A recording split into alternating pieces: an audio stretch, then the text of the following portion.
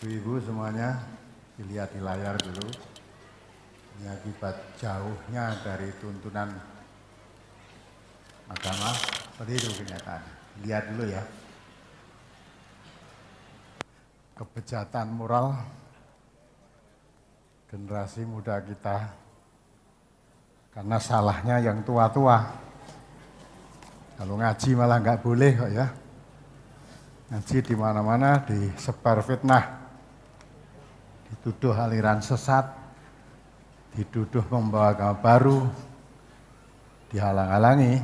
Nah, akibat jauh dari agama, seperti ini saudara bisa lihat, generasi penerus kita, yang mestinya kita harapkan menjadi generasi penerus yang lebih baik, tapi itu rupanya seperti yang disinyalir dalam Al-Quran, wa khalafa min ba'dihim khalfun adha'us shalah wattaba'u syahwat. Datang generasi berikutnya, generasi yang menyia-nyiakan sholat, menuruti hawa nafsu. Malah melecehkan sholat. Lihat nanti, coba, ayo diputar coba. Saudara, 2 pelajar sekolah dasar di Probolinggo, Jawa Timur yang terlibat pesta minuman keras dengan 5 pelajar SMP dan SMA beberapa hari lalu tidak akan mendapat sanksi dari sekolah. Kedua pelajar SD itu justru akan dibina secara khusus dengan melibatkan guru, wali murid, dan karang taruna. Ini SMP, SMA, kedua pelajar miras. kelas 4 dan 5 sekolah dasar negeri Randu Putih 1 Probolinggo ini terpaksa pulang lebih lambat dibanding teman-teman sekelasnya. Keduanya harus mengikuti pendidikan program motivasi dari guru dan dinas pendidikan setempat. Mereka mendorong keduanya untuk menggali bakat yang mereka miliki. Meski malu-malu, mereka memberanikan diri menyanyikan satu lagu kebangsaan nasional. Akulah pendukungmu.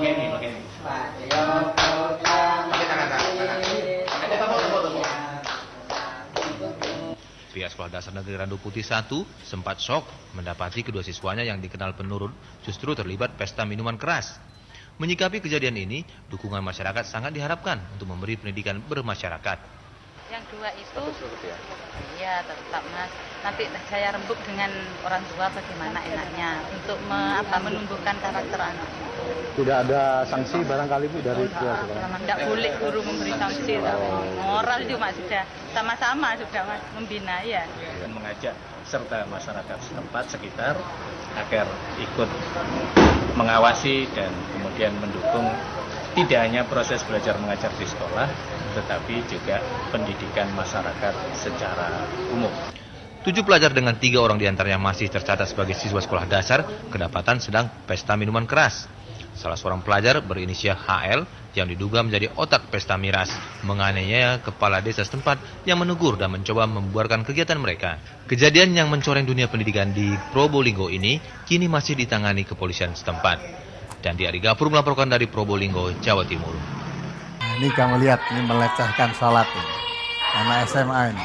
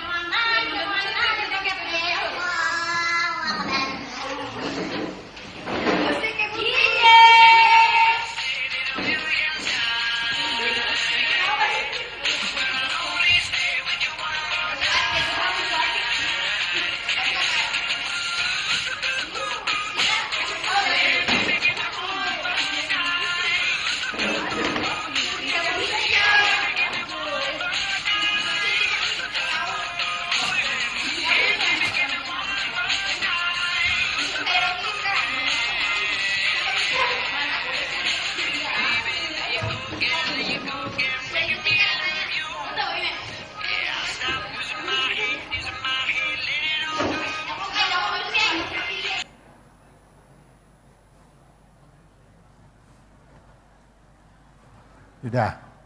Yang salah siapa kalau gitu? Ya? Yang salah siapa?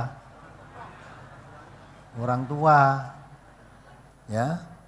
Orang tuanya. Ada yang pakai kudungan juga tadi. Udah melecehkan sholat. Ya? Sholat terus jadi seperti tadi. Pakai rukuk, pakai sujud, pakai baca Fatihah. Terus begitu itu. Kan merusak. Moralnya sudah sampai di situ. Maka generasi yang jelek itu kata Allah, ya, adau sholah wa taba'u syahwat. Meninggalkan sholat, menyia-nyiakan sholat, dan menuruti hawa nafsu. Sholat itu tiangnya agama. Jadi dilecehkan semacam itu. Anak SMA negeri kelas 3 itu. Sedangkan ujian ini keluarkan dari sekolah, terus pindah sekolah di mana-mana nggak ada yang mau menerima. Ya, alhamdulillah itu. Nah gini harusnya jadi pelajaran buat kita, terutama para kiai-kiai, para ulama-ulama, para ustadz, orang yang ngerti agama, kata dai itu harus ada. Mengapa generasi muda kita seperti ini? Karena generasi tuanya kadang-kala ya begitu. Yang begitu itu malah biarkan. Tapi kalau mengajarkan akhlak, mengajarkan pengajian, mengajarkan Quran, Sunnah, difitnah ke sana kemari. Dicegah, dihalangi. Jadinya semacam ini.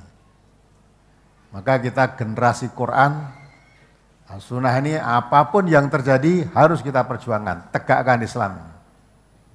Tantangan apapun harus kita hadapi. Berani enggak? Kita tidak rela agama kita dilecehkan semacam itu. Dan yang menghalang-halangi kajian-kajian kita bukan orang kafir, justru orang Islam. Identitasnya mengaku sebagai orang Islam. Tapi orang Islam mana? Yang anti Quran dikaji.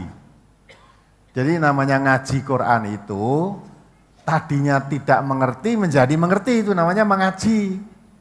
Ngaji itu bukan membaca ya. Jadi Quran itu memang belum bisa membaca, terus ngaji supaya bisa membaca itu ya ngaji. Tapi kalau bisa membaca tok, Quran diturunkan bukan untuk bacaan saja. Allah katakan, a'udzubillahi minasyaitonirrajim, kitabun anzalnahu ilaika mubarakul liyadabbaru ayatihi waliyatadzakkara ulul albab. Berulang kali saya kumandangkan lewat radio ini biar mengerti.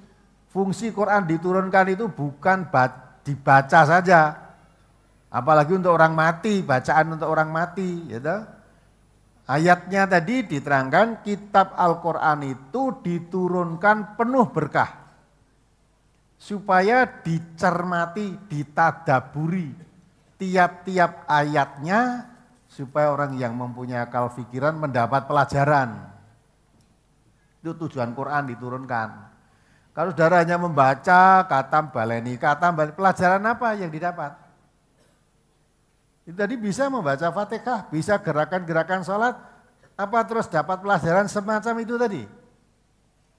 Naudzubillah. Kita harus merasa berdosa. Mengapa? Generasi muda kita seperti itu. Padahal yang kita harapkan tentu generasi pengganti kita itu generasi yang baik. Tapi Allah juga sudah mengisyaratkan. Coba dibaca itu surat Maryam ayat 58-59 tadi. Awal-awalnya orang-orangnya baik-baik, taat pada Allah, bila dibacakan ayat Quran menyungkur sujud dan sebagainya. Tapi fakholafa min ba'dihim khalfun adzau shalah wa tabau syahwat fasaufa yalqauna ghaya. Kalau kita melihat tayangan seperti tadi, itu alamat generasi bangsa itu akan sesat kalau kita tidak mau campur tangan, mau cawe-cawe, kita biarkan itu bangsa ini makin sesat. Mayoritas beragama Islam tapi menuju kesesatan. Nah Islamnya pengakuan saja. Kalau Islam dipelajari dengan betul malah enggak setuju. Coba dibaca surat Maryam 58-59. Surat Maryam surat ke-19 ayat 58 dan 59. A'udzubillahi minasyaitonirrajim. Ulaika alladzina an'ama Allahu 'alaihim minan nabiyyin min dzurriyyati Adam wa mimman hamalna ma'a Nuh wa min dzurriyyati Ibrahim wa Israila wa mimman hadaina wajtabaina idza tutla 'alaihim ayatur rahmani kharru sujjatan wa bukiyya fa khalafa min ba'dihim khalfun adaa'us salata wattaba'us syahawati fasawfa yalqauna ghayya. Mereka itu adalah orang-orang yang telah diberi nikmat oleh Allah, yaitu para nabi dari keturunan Adam dan dari orang-orang yang kami angkat bersama Nuh dan dari keturunan Ibrahim dan Israel dan dari orang-orang yang telah kami beri petunjuk dan telah kami pilih. Apabila dibacakan ayat-ayat Allah yang Maha Pemurah kepada mereka, maka mereka menyungkur dengan bersujud dan menangis. Ya, ini generasi yang baik. Bila mana dibacakan ayat-ayat Al-Quran, dia menyungkur sujud dan menangis, menunjukkan lambang ketaatannya kepada Al-Quran, ya, tunduk patuh takutnya kepada Allah. Itu generasi baik.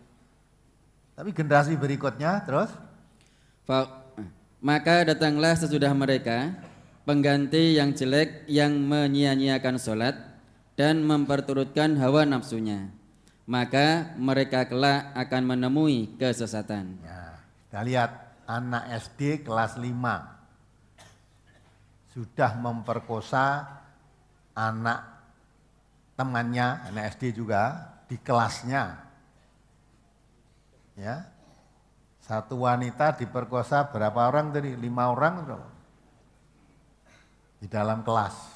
Di gudang masjid, Ustaz. Nah, ya di gudang masjid. Dekat masjid itu ada gudang tempat penyimpanan apa-apa. Dibawa ke masjid, dibawa. Ya itu. Terus diperkosa di situ. Anak SD juga kelas 5, saudara bayangkan. Kita juga punya anak-anak kita. Kalau salah asuh bisa seperti itu tadi. Iya kan?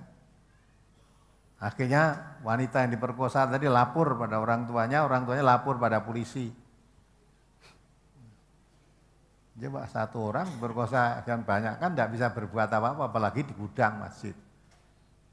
Setelah ditanya, mengapa anak kelas 5 kok sampai berbuat begitu? Karena biasa melihat CD porno. Ya. Tempat-tempat begitu tuh malah tidak digerobyok, dibubarkan, diseleksi, tidak. Tapi tempat-tempat pengajian malah diselidiki, dibubarkan. Ya. Mau generasi apa yang diharapkan? Itu baru SD. Ya, yang ketangkap, kalau yang SMP SMA jangan tanya. SD aja udah ngerti gitu kok. Nah, terus tangkap lagi SMP, SMA, pesta miras. Yang negeri kita itu sangat subur untuk perdagangan miras. Mulai dari anak-anak kecil sampai orang-orang tua mengerti miras. Ya, pesta miras. Nah, orang-orang yang ikut kajian seperti kita ini, berapa ribu generasi yang diselamatkan. Andai kata tidak ada kajian semacam itu, pergaulan semacam itu ya jadi sama. Betapa kacau balonya negeri ini. Andai kata seluruh warga MTA dilepas seperti itu juga. Ini harusnya melek. Orang-orang yang ngerti memikirkan generasi mendatang yang lebih baik harusnya melek. Apa ruginya negeri ini atau umat Islam khususnya dengan adanya MTA itu ruginya apa? Untungnya apa? Coba dipikir dari hati yang bersih. MTA tidak pernah membuat onar dimanapun juga. Sekarang muncul karangan-karangan buku-buku yang menjelek-jelekan MTA. Tapi biarkan saja, biar. Orang mau baca, bahwa MTA itu terbuka. Tidak perlu diselidik-selidiki. Suaranya terbuka, tersebar di seluruh dunia. Tiap hari Ahad pagi gini ada yang mengikuti dari Mekah, dari Abu Dhabi, dari kemarin malah dari ada Jerman, dari Indonesia, apalagi kalau mau. Kan kalau mau kan. Kalau tidak mau baru dengar aja sudah. Nah, belum tahu tapi sudah komentar seolah-olah MTA itu jelek, seolah-olah MTA mengajarkan sesat. Ya. Mengajarkan kesesatan. Masa orang miras dilarang, masa orang zina memperkosa dilarang. Tidak hanya sekedar dilarang, itu dikatakan perbuatan setan. Dia mengatakan Quran, bukan MTA. Karena MTA yang dipelajari Quran, bunyinya begitu ya, katakan begitu, setan itu. Maka generasi bangsa ini, kalau tidak hati-hati, tidak mengertikan tentang agama, betul pewaris-pemaris negeri ini akan diwarisi oleh setan. Jadi negeri setan nantinya. Apa yang diharapkan kalau jadi negeri setan?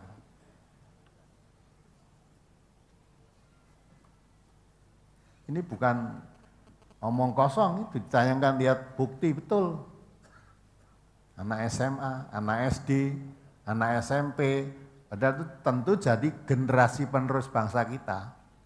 Kalau sudah begitu nanti jadinya apa? Kan jadi generasi muda, generasi penerus kita penerus setan nanti. Maka itu harus kita berantas. Harus kita berantas. Terutama dari dirinya sendiri. Terus Quran mengatakan ku anfusakum wa ahlikum naro, jaga dirimu, jaga keluargamu, jangan tersentuh api neraka. Kalau ingin tidak tersentuh api neraka, jangan kompromi dengan setan. Allah mengatakan setan itu aduwwum mubin. Jadi perbuatan-perbuatan itu harus kita musuhi, kita lawan. Kita lawan. Masa sholat dilecehkan semacam itu? Kayak anak-anak SMA kelas 3. Apa ya tumbuh karepe dhewe atau memang ada yang nyetir, itu harus kita pikirkan. Kok sampai punya gagasan semacam itu baru kelas 3. Apalagi kalau anak SD kok punya gagasan memperkosa temannya. Kalau ditanya jujur, biasa melihat CD porno ya, lewat HP, lewat telepon genggamnya itu. Nah, maka bahaya ibu-ibu, bapak-bapak kalau masih punya anak ya, yang kira-kira HP itu tidak ada manfaatnya, jangan dipegangi HP. HP itu untuk mengakses ya, akhlak jelek maupun akhlak baik mudah, tapi yang paling banyak adalah akhlak yang jelek yang disukai. Itu fakta itu tadi. Dasarnya lewat telepon genggamnya sering melihat itu. Akhirnya kepengen praktek. Kepengen praktek, anak kecil-kecil baru SD kelas 5 kan. Ya, bisanya ya kepada anak sebayanya. Akhirnya diperkosa. Sampai terjadi di negeri yang mayoritas beragama Islam. Harusnya malu kita itu. Harusnya malu. Malah tidak malu, pengajian-pengajian di mana-mana digalakan, malah itu yang dibendung, dihalangi, aliran sesat. Loh, yang tidak ikut kajian semacam itu aliran selamat itu tadi. Aliran selamat itu. Anak SD memperkosa temannya. Anak SMP minuman miras, minuman keras itu. Ya. Terus anak SMA sholat dilecehkan semacam itu. Itu aliran sesat, aliran selamat itu. Itu karena apa? Jauhnya dari tuntunan Quran. Kalau kita kembali pada Quran, semua yang dilakukan dalam tayangan nanti itu perbuatan setan. Ya itu yang kurang dapat perhatian untuk diberantas, malah pengajian-pengajian yang begini di mana-mana ada perhatian untuk diberantas. Radionya diusahakan untuk tidak boleh tayang, tutup. Nah, ini kan berarti kan tidak mau baik itu. Coba secara terbuka, LEMTA itu di mana? Malah dia mengatakan, lah ini bid'ah, lama nanti kan Pancasila bid'ah. Ya, Pancasila kok bid'ah itu gimana? Bid'ah itu urusan ibadah MTA, Pancasila itu bukan urusan ibadah. Dan itu sudah disepakati itu sebagai dasar negara Republik Indonesia sejak Indonesia merdeka. MTA tidak pernah ngutik-utik Pancasila. Tidak pernah. Ngerembuk aja tidak pernah. Yang sok ngomong Pancasila, Pancasila diamalkan, itu malah anti Pancasila. Masa kalau Pancasila betul diterapkan, tidak ada pengajian karena perbedaan paham terus dibubarkan, diserang, tidak ada, itu tidak Pancasila, hanya ngomongnya Pancasila tapi sebetulnya dia anti Pancasila. Dalam Pancasila itu diajarkan saling menghormati keyakinan, pendapat, tidak boleh memaksakan kehendak pada orang lain. Masa beda pendapat, bedahan terus diserang, dilecehkan, difitnah, itu Pancasilais itu.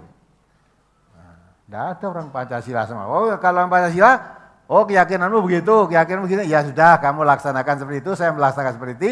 Antara kamu dan aku, mari sama-sama melaksanakan menurut keyakinannya masing-masing. Al-Quran juga mengatakan, lana amaluna walakum amalukum, bagiku amalku, bagimu amalmu. Kamu beramal menurut keyakinanmu, saya beramal menurut keyakinanku, mari sama-sama beramal. Ya, nanti amalan siapa yang akan diterima oleh Allah, siapa yang ditolak, kita serahkan pada Allah. Jadi kalau itu diamalkan betul Pancasila memang damai. Tapi banyak orang yang ngomong keluar-keluar, omong Pancasila itu omong aja. Pancasila, satu, ketuhanan. Apal kuwi, tapi prakteknya ya mau ngapal Pancasila kuwi, tapi tidak dijalani. Kita tidak usah banyak ngomong Pancasila, mari kita praktekkan. Tidak pernah ngerusui keyakinan orang lain. Ya, tidak pernah kita. Malah kita bebaskan, mari.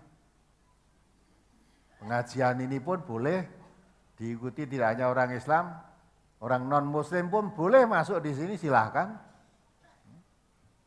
Ya, mendengarkan boleh, mengikuti boleh, dari rumah lewat radio atau langsung datang ke sini silahkan.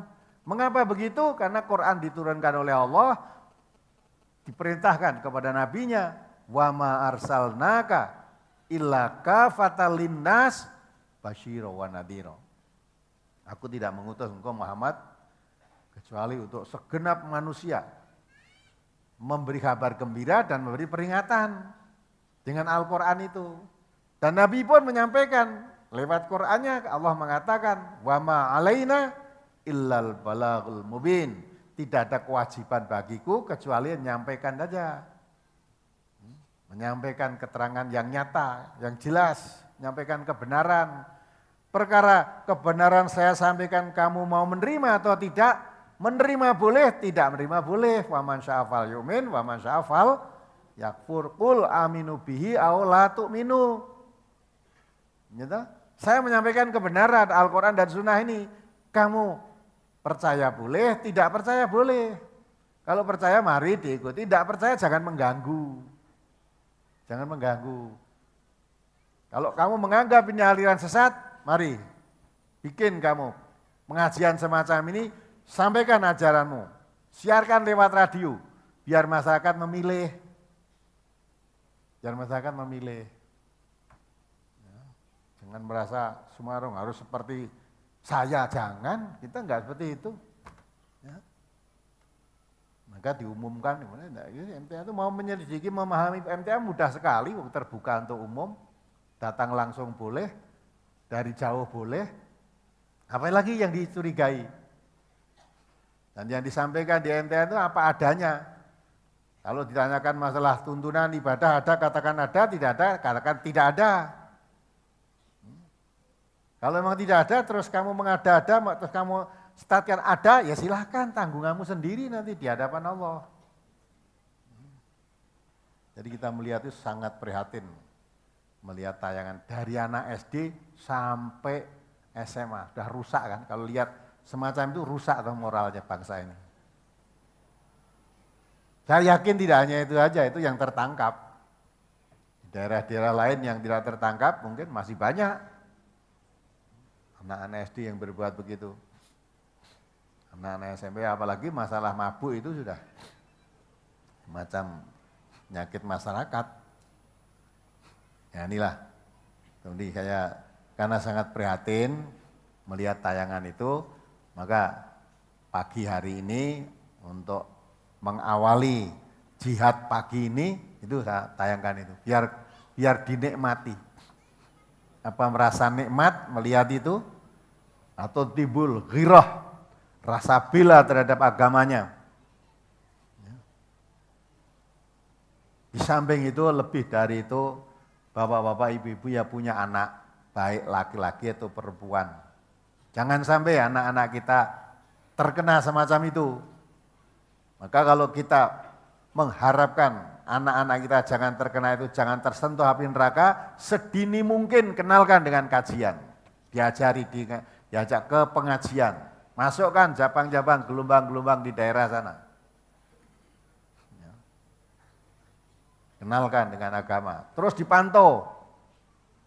Jangan anak perempuan diajak dulan temannya perempuan, podo wedoke rapopo. Ya. Perempuan sekarang walaupun perempuan sama perempuan, tapi banyak perempuan yang ngajak rusak. Coba yang kamu lihat tadi. Di tayangan tadi yang melecehkan sholat tadi perempuan semua. Anak-anak SMP, SMA, kelas 3, SMA negeri ditoli-toli tadi ya. Ya, itu. Toli-toli. Anak perempuan semua tadi. Ada yang pakai kudung juga. Apa artinya pakai kudung itu tadi? Pakai kudung terus mau melecehkan sholat semacam itu.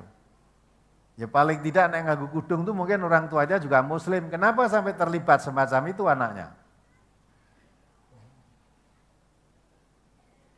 Ya. Terus yang terlibat perzinaan tadi, pemerkosaan, anak-anak SD kok sampai begitu. SD cekelane wis HP. Ternyata bukan untuk, ya anak sekian itu biasanya ya untuk tidak baik, hubungan apa coba? Cah SD nyekel HP apa hubungan bisnis? Apa bisa mengakses ilmu dari internet? Ya itu akhirnya untuk ya jelek-jelek itu. Maka jopeh iso nukokke HP wae, anak kecil-kecil cekeli HP. Nah, akhirnya jadinya semacam itu. Kalau sudah begitu tadi tentu enggak mungkin dia sholat. Sholat ya disia-siakan, dilecehkan semacam itu. Kalau sudah begitu, sholat dilecehkan, disia-siakan, hawa nafsu yang memimpin dirinya. Kalau hawa nafsu yang menjadi Tuhannya, setiap hawa nafsu ditaati, mesti menjadi generasi yang sesat. Coba dibaca surat Al-Jasiyah ayat 23. Kamu tahukah orang yang lebih sesat? Ayat 23 Pak ya.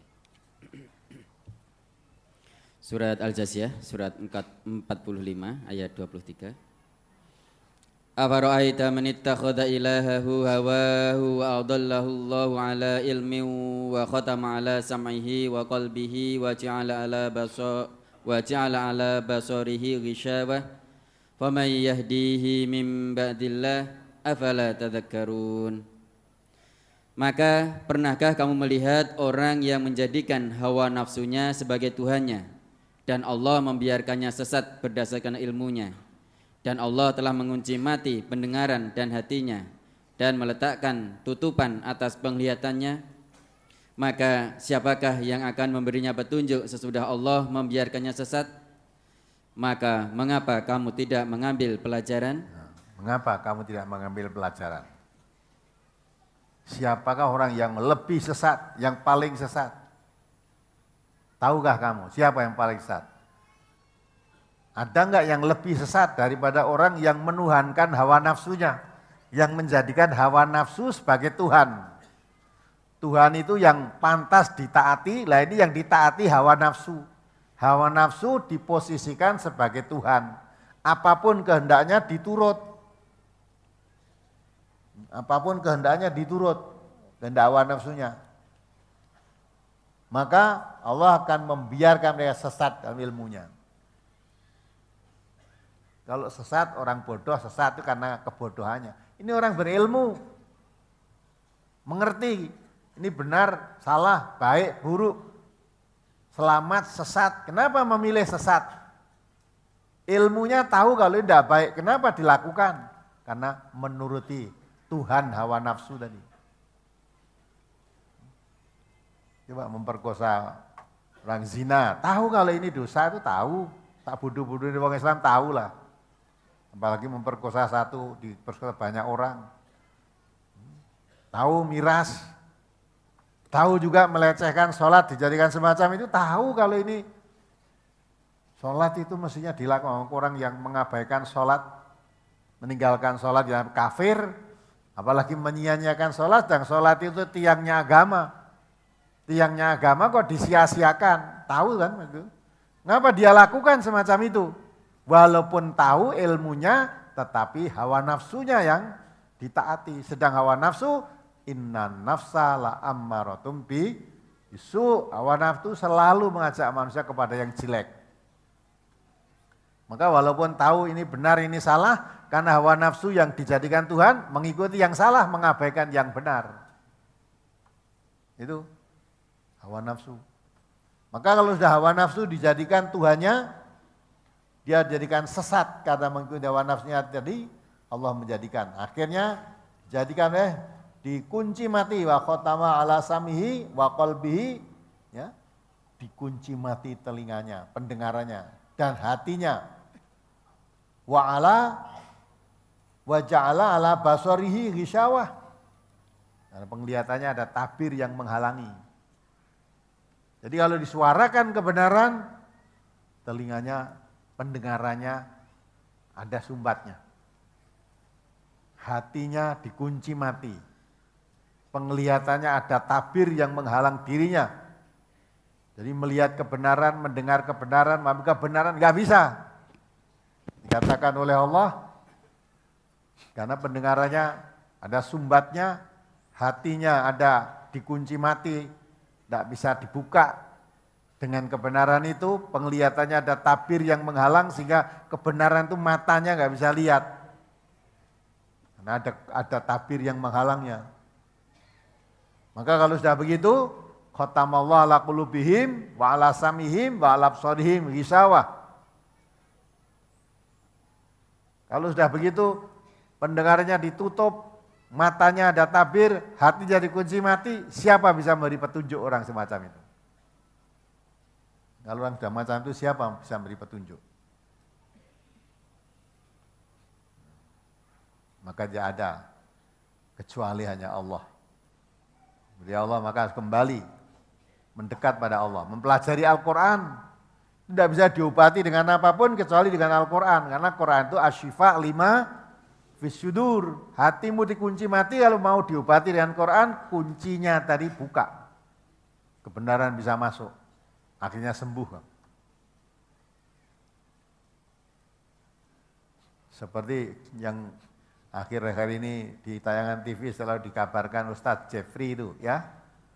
Lihat kan tuh? Menurut riwayat kabarnya, beliau itu termasuk awalnya itu orang-orang jelek. Masuk apa tuh? Pengguna narkoba. Tapi setelah dia umroh, tersentuh hatinya menjadi orang baik, menjadi dai yang kondang. Nah, meninggal dalam keadaan mudah-mudahan husnul khatimah. Awalnya jelek, akhirnya baik. Nah itu lebih untung, itu husnul khatimah.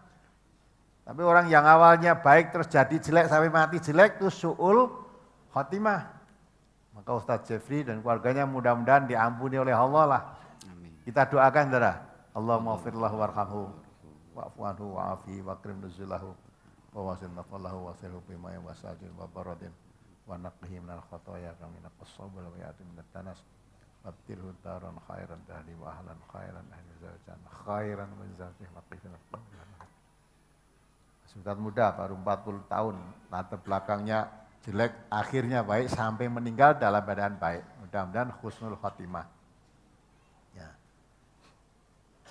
Orang yang sok baik-baik itu belum tentu nanti husnul khatimah. Ya. Maka itu tidak boleh orang mencela. Orang jelek seperti apa, enggak cela. Enggak bisa dicela, tapi dinasehati. Dinasehati. Siapa tahu nanti akhirnya jadi orang baik. Nah orang yang baik-baik siapa tahu akhirnya jadi orang jelek. Nah maka itu semua itu akan pada Allah, kita jangan suka menilai orang lain. Kalau saya mengatakan perbuatan ini bid'ah, ini syirik, ini itu bukan menuduh orang. Ya, bukan menuduh orang, itu menerangkan Quran dan sunnah.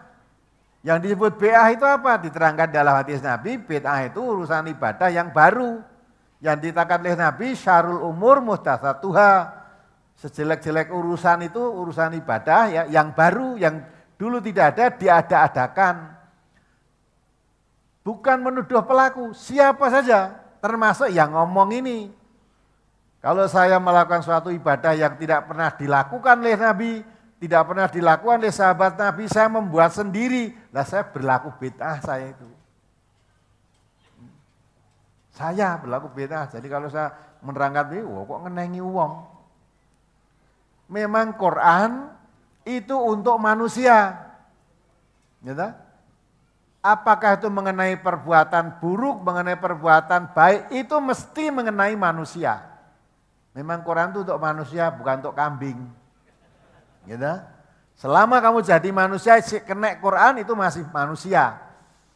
Nah dikenai Quran merasa tidak kena, oh sudah bukan manusia kamu.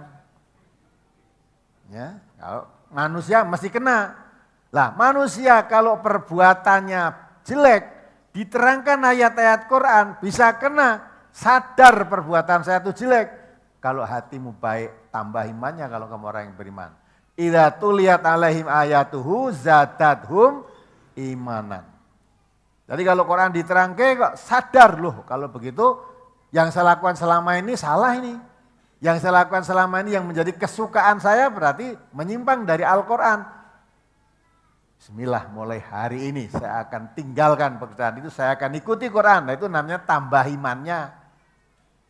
Tambah baik. Dulunya jelek menjadi baik karena Quran. Ya. Tetapi kalau memang hatinya berpenyakit, Quran tidak bisa nyentuh. La yamassuhu illal mutahharun. Tidak bisa tersentuh oleh Quran kecuali yang orang yang disucikan. Jadi bukan kok nek nyentuh Quran kok wudu sih, bukan. Tidak ada hubungan dengan hadas itu. Nah, maka kalau hatimu ada kotorannya, penyakitnya, dibacakan, diterangkan Quran tidak tambah imannya, tapi yang bertambah penyakitnya. Zadathum rijsan ila rijsihim, dibaca surat Taubat 125 itu. Kalau hatinya ada penyakit, bacakan ayat, diterangkan ayat-ayat Quran, tidak tambah baik, tapi tambah penyakitnya. Di samping kekafiran yang sudah ada, tambah kafirnya. Ya, dibaca. Surat At-Taubah surat ke-9 ayat 125. Wa ammal ladzina fi qulubihim maradun fazadatuhum rijsan ila rijsihim wa matu wa hum kafirun. Dan adapun orang-orang yang di dalam hati mereka ada penyakit, maka dengan surat itu bertambah kekafiran mereka di samping kekafirannya yang telah ada, dan mereka mati dalam keadaan kafir.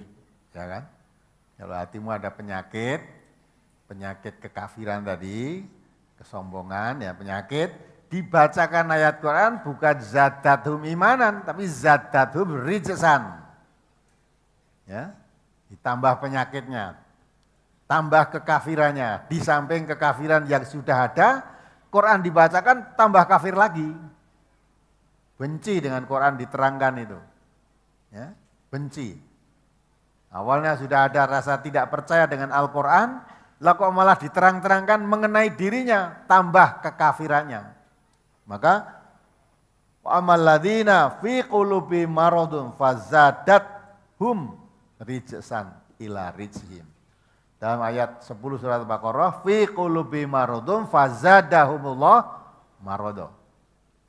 Artinya ada penyakit, terangkan tambah ayat-ayat Al-Quran diterangkan, tambah penyakitnya. Walahum adzabun adzim, maka akan masuk siksaan yang berat. Kalau ini wahum kafirun, ya. Dia mati wa matu wahum kafirun. Dia mati dalam keadaan kafir. Mengapa? Lah karena diterangkan Quran tidak menerima, malah menolak, menentang, mengkufurinya, mencegah. Nah itu, tambah kekafirannya. Mati dalam keadaan menolak Al-Quran, mati dalam keadaan kafir tadi. Dibaca surat Al-An'am 25-26. Ini hati yang ada penyakitnya. Nah itu untuk, kalau saya terangkan begini ini bukan orang lain. Coba koreksi diri kita sendiri, bagaimana perasaan kita kalau mendengarkan ayat-ayat Quran diterangkan. Terus bagaimana sikap kita melihat Quran diterangkan ayat-ayat Al-Quran itu. Jadi bukan nuduh orang lain, bukan. Quran itu untuk kita, manusia. Nah, maka kalau perilaku kita tidak cocok dengan Quran, maka kembalikan. Kalau ingin selamat, mari kembali pada Al-Quran. Ya, kembali pada Al-Quran. Jangan malah menolak. Al-Qurannya diterangkan ngenengnya aku terus. Nah, untung kamu masih manusia. Buktinya masih kena Al-Quran itu berarti kamu manusia. Tinggal kamu mau jadi baik, apa mau jelek, mau teruskan kejelek kamu atau tadinya jelek berubah menjadi baik, itu dengan Al-Quran. Coba dibaca. Surat Al-An'am, surat ke-6 ayat 25 dan 26. Wa minhum may yastami'u ilaik waj'alna ala qulubihim akinnatan an yafqahuhu wa fi adhanihim waqra wa in yaraw kulla ayatin la yu'minu biha hatta idza ja'uka yujadilunaka yaqulul ladzina kafaru in hadza illa asatirul awwalin wa hum yanhauna anhu wa yan'auna anhu wa ayyuhlikuna illa anfusahum wa ma yash'urun. Dan di antara mereka ada orang yang mendengarkan bacaanmu, padahal kami telah meletakkan tutupan di atas hati mereka sehingga mereka tidak memahaminya, dan kami letakkan sumbatan di telinganya. Dan jikapun mereka melihat segala tanda kebenaran, mereka tetap tidak mau beriman kepadanya. Sehingga apabila mereka datang kepadamu untuk membantahmu, orang-orang kafir itu berkata, Al-Quran ini tidak lain hanyalah dongengan orang-orang dahulu. Mereka melarang orang lain mendengarkan Al-Quran, dan mereka sendiri menjauhkan diri daripadanya, dan mereka hanyalah membinasakan diri mereka sendiri, sedang mereka tidak menyadari. Dia tidak menyadari bahwa apa yang mereka lakukan itu membinasakan dirinya sendiri. Jadi dia tidak, apabila dibacakan ayat-ayat Al-Quran, dia tidak bisa memahami karena hatinya sudah tertutup dengan kekotoran hatinya tadi. Pendengarannya ada sumbat, tidak bisa memperdengarkan itu. Gitu? Di samping dirinya sendiri tidak suka mendengarkan ayat-ayat Al-Quran diterangkan, melarang orang lain, jangan kamu dengarkan Quran itu. Jangan kamu dengarkan. Jadi dirinya sendiri tidak suka, melarang orang lain untuk mendengarkannya. Itu orang yang sesat. Padahal dia tidak suka mendengarkan Al-Quran itu sudah membawa kerugian dirinya sendiri. Menghalangi orang lain juga jangan mendengarkan. Itu juga akibatnya akan merugikan dirimu sendiri. Tapi kamu tidak menyadari. Seolah kalau bisa mencegah orang yang ikut mau ngaji dilarang, jangan ikut ngaji sana, jangan berhasil, seolah untung kamu rugi. Kok mencelakakan dirimu sendiri. Ya, di samping mencelakakan orang lain karena akan mengikuti kajian Al-Quran kamu halangi, kamu tidak boleh, dirimu sendiri membenci pada Quran yang dikaji itu, dirimu sudah rugi, tambah lagi merugikan orang lain, maka double dosanya. Hanya kamu tidak menyadari. Mengapa kamu orang Islam kok melarang kalau ada orang ngaji yang dikaji Quran, jadi kaji sunnah kok dilarang? Apa? Kerugian oleh itu ajarannya sesat. Kalau ajaran sesat, datanglah ke sini, luruskan sesatnya di mana. Sesatnya di mana? Cuma bungok-bungok kan jopo sesat kon duduke sesate lah aku ora cocok kok. Oh, jadi kalau tidak cocok dengan kamu sesat. Ya. Maka itulah kita harus paham. Dan kamu tidak akan berhasil membendung Quran disebarluaskan, tidak akan berhasil. Bagaimanapun juga kalau penyebar Al-Quran itu lurus, hanya mengharap ridha Allah, tidak bisa dibendung. Al-Quran itu sebagai cahaya, ada lubang sebesar lubang jarum itu pun bisa masuk ke cahaya itu. Dan itu pertolongan Allah. Akan membendung cahaya Al-Quran itu tidak akan berhasil karena Allah yang menyempurnakannya. Wallahu mutimmun nurihi. Allah menyempurnakan cahaya Islam itu. Walaupun orang musyrik, orang kafir tidak suka. Walau karihal musyrikun, walau karihal kafirun. Walaupun orang musyrik, walaupun orang kafir tidak suka, tidak bisa kamu membendung itu. Ya, sudah disadari. Maka melihat tayangan tadi harus menjadi keprihatinan kita. Kita punya anak-anak perempuan atau laki, jangan sampai terlibat semacam itu. Maka di samping mulai dini, diajak ngaji, dingertikan agama dengan betul, samping itu dipantau siapa teman akrab, siapa teman bergaulnya. Nah, kalau teman bergaulnya itu orang baik, insya Allah ya baik. Kalau teman akrabnya orang tidak baik, tidak bisa dia itu baik. Maka untuk itu kalau kita ngaji Quran itu pun sudah ditunjukkan. Kepada siapa kita harus bergaul. Diingat kembali surat Kahfi 28 itu. Itu jangan diabaikan, itu petunjuk Quran.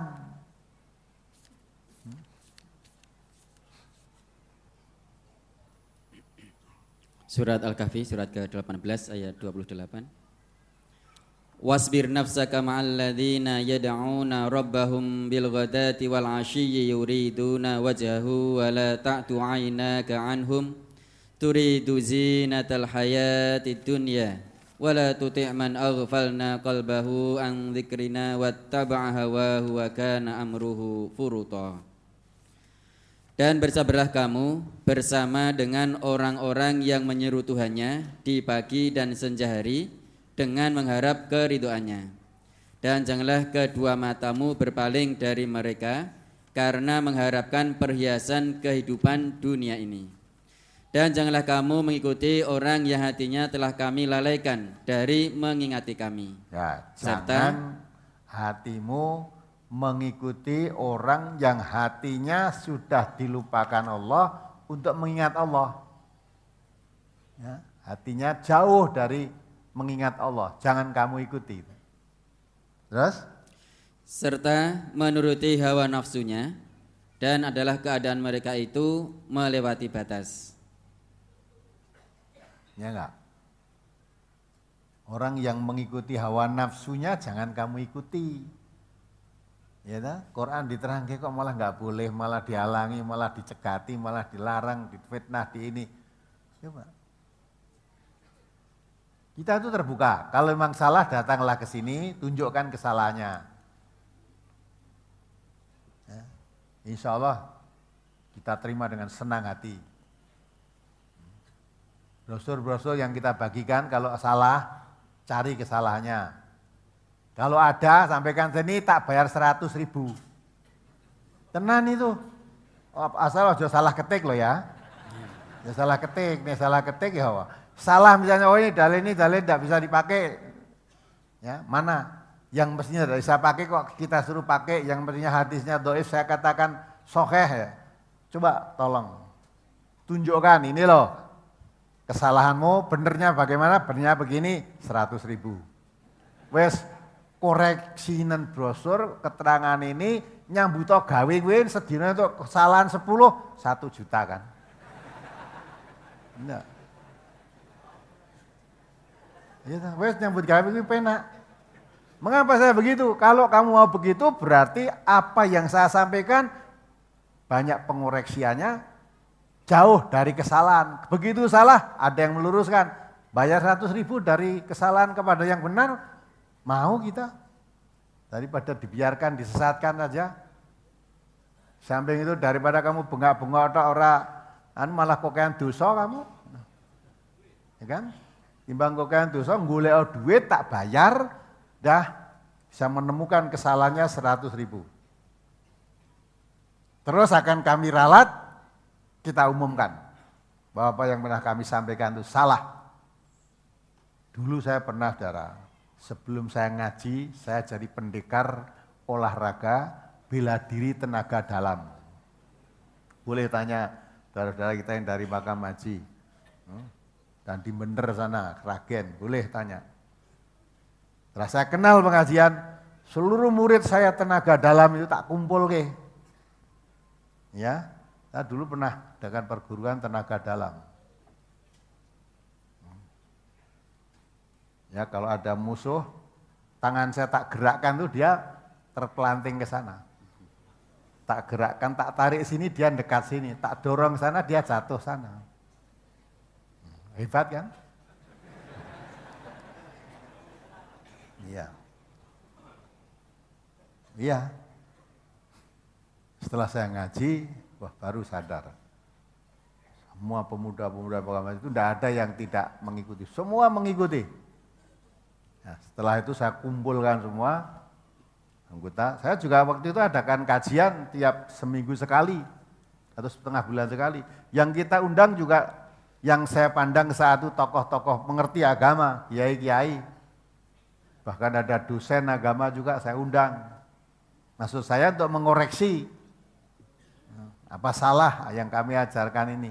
Satu pun tidak ada yang menyalahkan. Itu betul. Zaman Nabi juga ada keistimewaan yang diberikan oleh Allah. Waktu itu ya karena bodoh, perbandingannya kok zaman Nabi. Dan Nabi memang diberi keistimewaan itu mukjizat. Lah aku apa? Masa aku itu mukjizat? Tapi waktu itu diterangkan begitu ya merasa, wah bener bang. Nah, setelah itu saya katakan, sudah apa yang saya ajarkan selama ini ternyata itu menyimpang dari tuntunan Allah dan Rasul dan itu adalah aliran sesat yang saya ajarkan itu membawa kepada kesesatan. Maka mulai hari ini saya nyatakan saya meralat apa yang saya ajarkan, mari kita ngaji kepada sumbernya Islam yaitu Al-Quran dan Sunnah. Ya. Kalau saudara masih meneruskan begitu, saya tidak tanggung jawab, pokoknya saya lepas. Dan ternyata dari sekian banyak itu, yang ikut tidak ada, ya, tidak ada sepertiga. Pemerintah kok separuh, sepertiga aja enggak ada. Sudah lepas. Dan terus saya lepas, apa mereka masih, ya ternyata bubar juga. Kegiatan-kegiatan itu sudah tidak ada, kajiannya sudah tidak ada. Perkara mereka masih melaksanakan itu apa enggak, saya sudah tidak ngontrol. Nah, yang ikut kajian pada sampai hari ini hanya beberapa orang, mungkin tinggal 5 orang atau berapa. Itu. Maka kalau memang itu ada kesalahan, ada kekeliruan, salah, ya kita ralat, kita kembali kepada yang benar. Harus tidak malu kembali kepada yang benar kok malu. Walaupun sudah bertahun-tahun dilakukan. Apalagi saya ketika jadi guru tenaga dalam itu termasuk menjadi pendekar pemburu hantu waktu itu. Betul. Ya, pemburu hantu di tarian Praci, Maloyo, Makam Haji itu. Nah, di situ saya pemburu. Kalau ada orang katanya ada ketempelan demit itu mesti calikan saya. Ya. Terus saya buru, kadang-kadang memburunya sampai di Sarian itu. Ya seperti persis kalau saudara lihat tim pemburu hantu dengan TV-TV itu.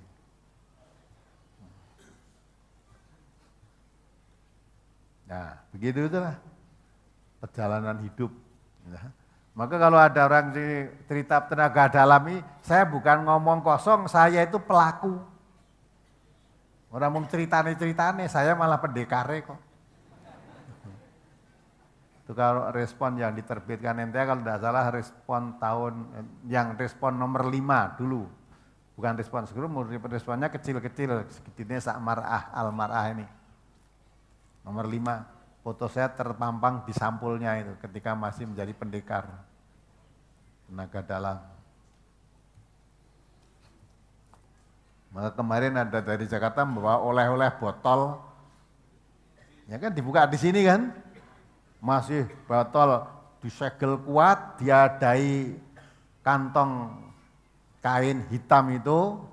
Ini Ustadz, saya bawa oleh-oleh dari Jakarta. Apa isinya? Jangan ini ternyata itu jin. Ya udah, tak buka di sini. Coba amati coba. Lari kemana jin ini nanti? Ternyata botol wah disegel kuat sekali, segelnya saya lepas, udah tak tumplak gitu, jadi mbuh melayu neng endi udah. Nah, sekarang botolnya masih saya simpan di sana, itu nanti lihat itu. Itu kan jelas penipuan. Maksud ketika menangkap pemburu hantu, ketika menangkap hantunya itu ketoknya kan perkosa sekali. Perayaan jadi seperti sampai gembroblas, berarti hantu kuat sekali. Lah kok bani lebokke botol tutup klekep wis meneng wae. Ya, kok tidak pola? Andai kata dia pola, botolnya kan pecah. Waktu itu ya enggak sampai ke sana. Ya. Apa katanya dukun dipercaya dah. Itulah maka bersihkan tauhid dari kemusyrikan-kemusyrikan. Bersihkan akidah ya, dari kemusyrikan, bersihkan ibadah dari bid'ah. Itu semua ada definisinya, musyrik itu bagaimana, bid'ah itu bagaimana. Kalau itu diterangkan mengenai perilaku manusia termasuk yang menerangkan ini kena. Kalau kita menjadi baik, kalau memang perilaku kita itu nyalai agama, mari kembali. Mumpung masih diberi kesempatan hidup, kembali ke jalan yang lurus. Jangan sudah mati nanti baru nangis, ya Allah kembalikanlah saya ke dunia, saya akan berbuat baik, tidak seperti yang dulu. Oh sudah kasep. Maka ngaji juga jangan ikut-ikutan saja. Ya, jangan ikut-ikutan, kata orang begini, kata orang. Nanti akan menyesal, coba dibaca surat Al-Furqan itu.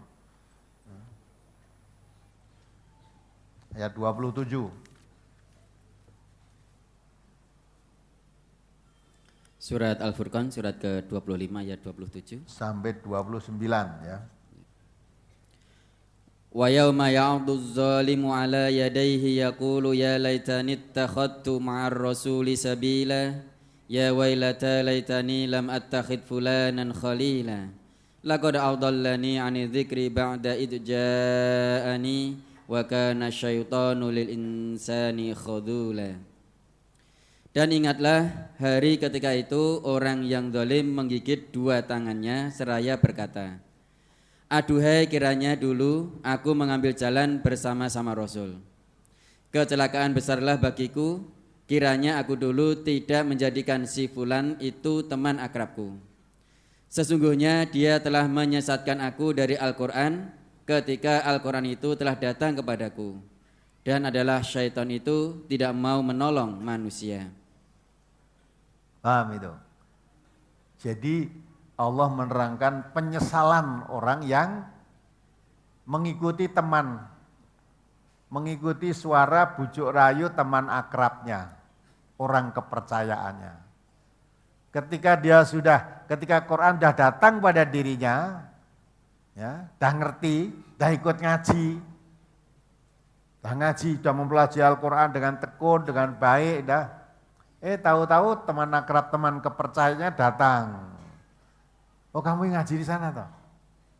Bahaya itu. Jangan ngaji di sana. Tahu enggak kamu? Itu sempalan NII. Sempalan. Itu aliran sesat. Itu ingkari sunnah. Tidak percaya dengan hadis, percayanya Quran saja. Dan macam-macam. Kalau kamu ikut di situ, ya kamu tidak akan selamat. Karena itu teman akrabnya. Nah terus bagaimana? Lebih baik cabut saja, kamu keluar, ikuti saya. Ya, gitu. Setelah keluar, tadi ngaji Quran baik-baik, ikut teman akrabnya, keluar jadi tidak ngaji, tidak ngerti udah. Nah nanti sampai di hadapan Allah tadi baru menyesal. Ya, dalam ayat tadi ya wailata yauma wa ya'at yaumatu dzalimi ala yadaihi yaqulu ya laitani takhadtu ma rasul sabila. Aduhai. Andai kata saya dulu tetap ikut mengikuti jalan yang ditunjukkan oleh Rasul.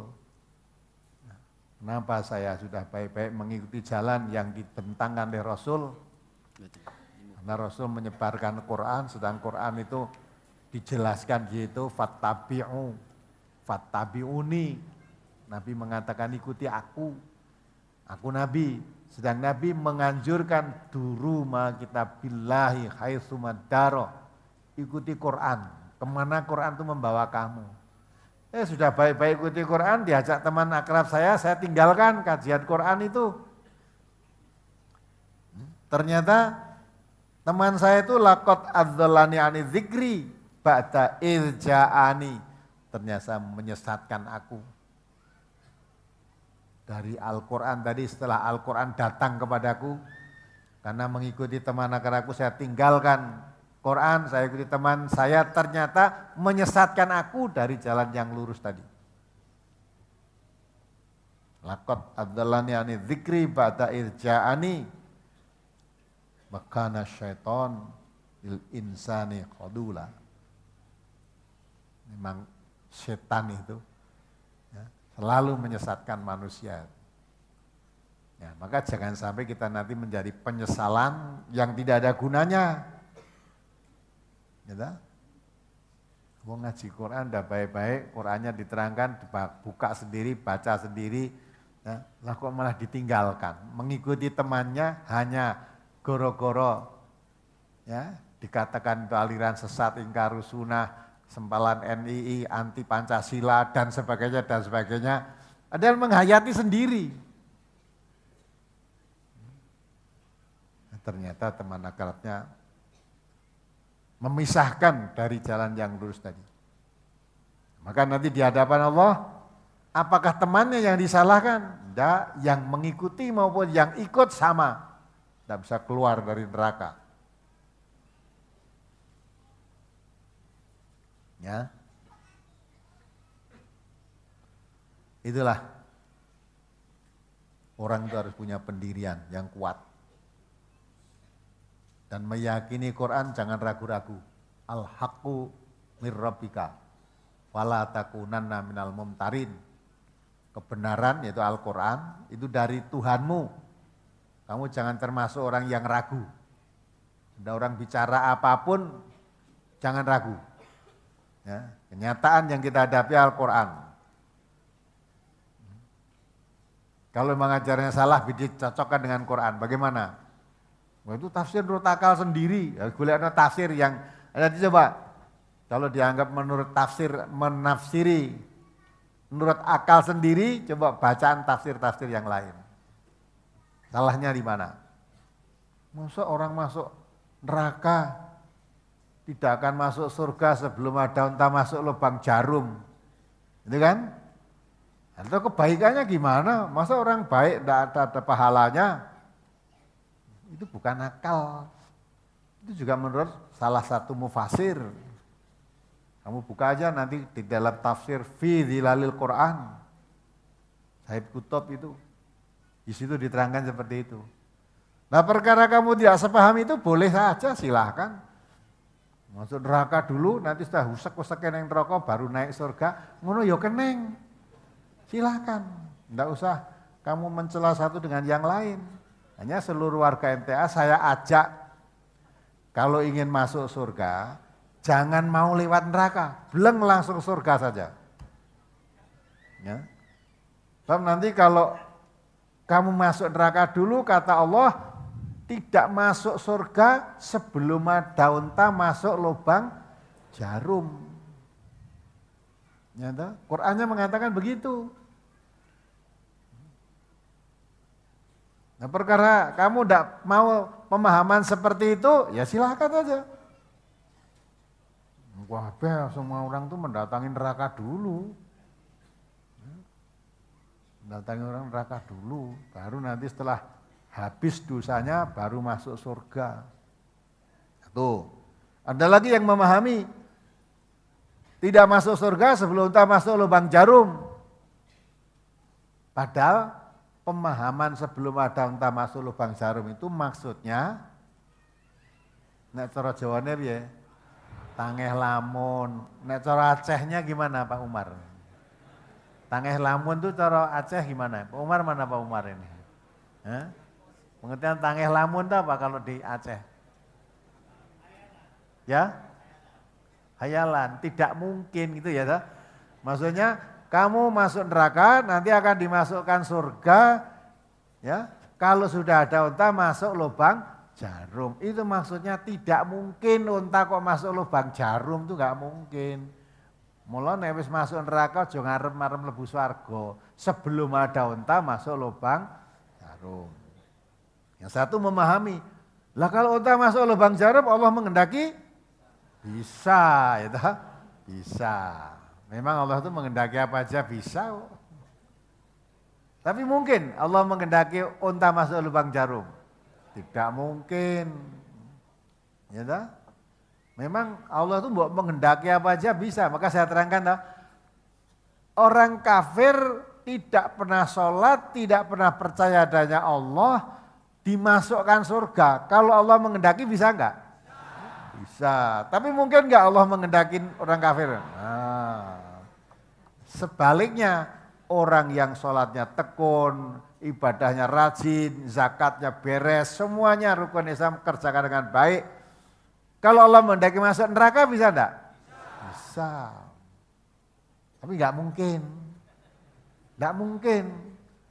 Sebab apa enggak mungkin? Kalau Allah memasukkan orang yang bertakwa dari masuk neraka, menghendaki orang kafir masuk surga, itu kebalik.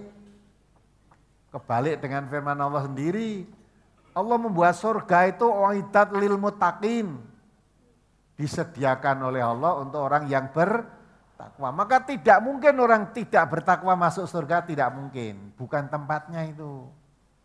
Ya, sebaliknya, fattaqun narol lati waquduhan nas wal hijarah uiddat lil kafirin, takutlah kamu kepada api neraka yang bahan bakarnya itu manusia dan batu. Ya, neraka itu dibuat oleh Allah, disediakan untuk orang-orang kafir. Maka tidak mungkin orang muslim masuk neraka, tidak mungkin. Wong itu dibuat untuk orang kafir, lah kok ada orang muslim masuk neraka itu ya tidak mungkin. Maka Nabi kita mengatakan semua umatku masuk surga. Tidak ada orang Islam yang masuk neraka, itu tidak ada. Semua umatku masuk surga kecuali yang tidak mau, gitu lah. Jadi semua umat Nabi Muhammad jaminan pasti masuk surga. Ya, kecuali yang tidak mau. Nah, kalau tidak mau masa mau dipaksa masuk surga wong dia tidak mau. Ya. Itu. Kalau jurah mungkin masa orang masuk surga kok enggak mau. Loh, kamu enggak percaya? Coba dibaca ya surat Al-A'raf 146 itu. Itu ada orang masuk surga itu enggak mau.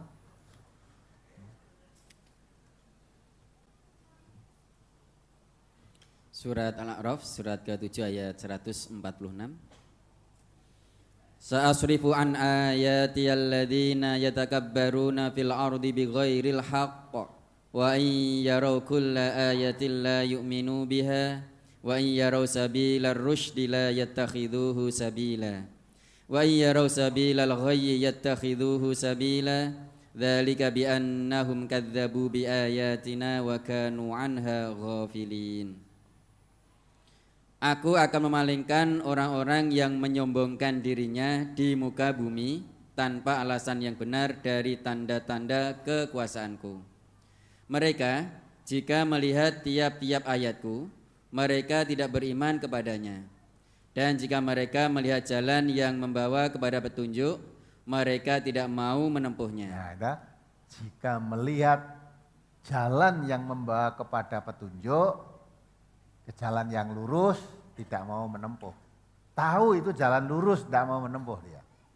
Terus? Tetapi jika mereka melihat jalan kesesatan, mereka terus menempuhnya.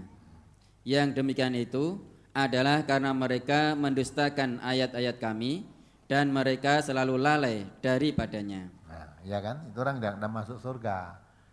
Ditunjukkan jalan yang lurus menuju surga, tahu Ini jalan lurus. Kamu lewat situ kalau ingin masuk surga lewat situ, tidak mau dia. Tapi kalau lihat jalan sesat, terus cepat ditempuh. Padahal ini jalan sesat yang membawa kamu ke neraka, terus ditempuh. Nah, itu kan tidak mau masuk surga, pilih neraka. Nah, gitu. Maka apa yang diterangkan oleh Allah dalam Al-Quran itu gak ada yang salah, semuanya benar.